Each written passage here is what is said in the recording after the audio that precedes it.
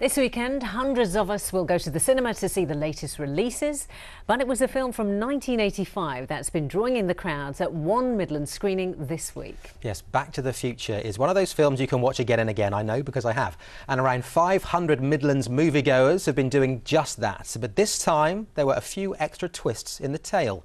Andy Bevan was there.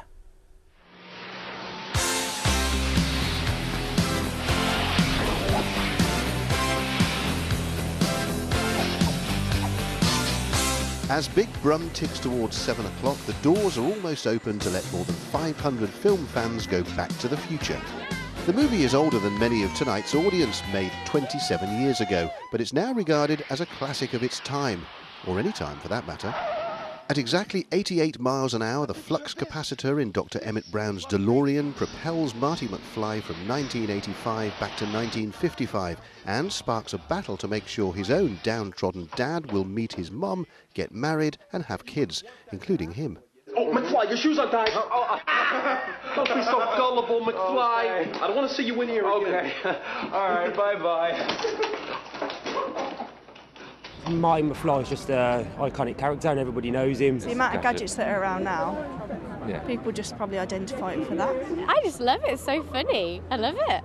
You don't get a chance to see it in a place like this very often, so I thought might as well. Indeed, and Birmingham Town Hall is buzzing as the Jameson Cult Film Club lays on free whiskey cocktails and decks the place out to recreate scenes from the film.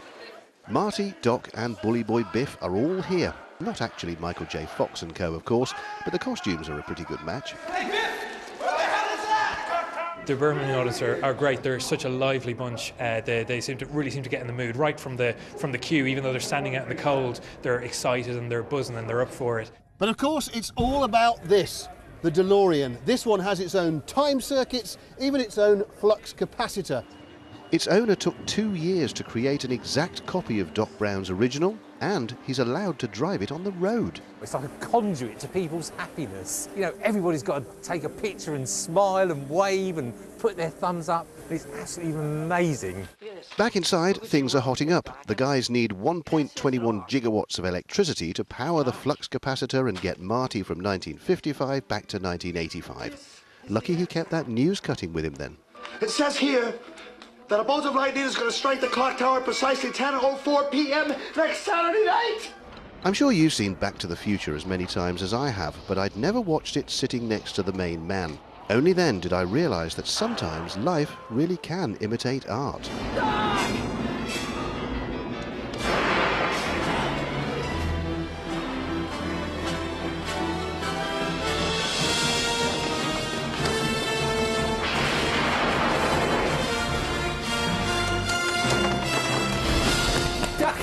I need the car. Biff's after us. Marty, the coordinates on set. Quickly, Doc.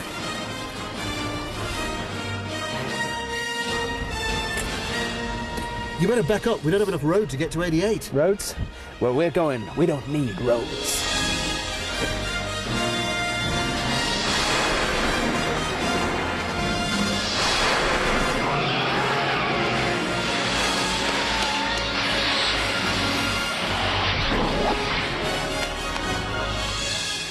Andy Bevan, somewhere in time for Central Tonight.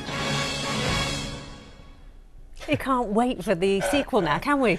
Genius. Absolute genius. And we do love this film. We were talking about it earlier on, Yep. and Matt Marty Teal, geek, was telling me the date that they actually went forward to. Yeah, You knew it, and you knew the date. There was this internet hoax a few months back saying that we've passed the date that they went forward to. Well, we haven't. It's October the 21st, 2015. Which is the date at the end of the first film they go forward to. Are you still with me? So we're nearly there, basically. It's called Future Day. OK. Have I lost you? Yeah. Yeah, OK. Thanks So Wednesday, anyway. just out of interest. Heather. Now, the weekend is almost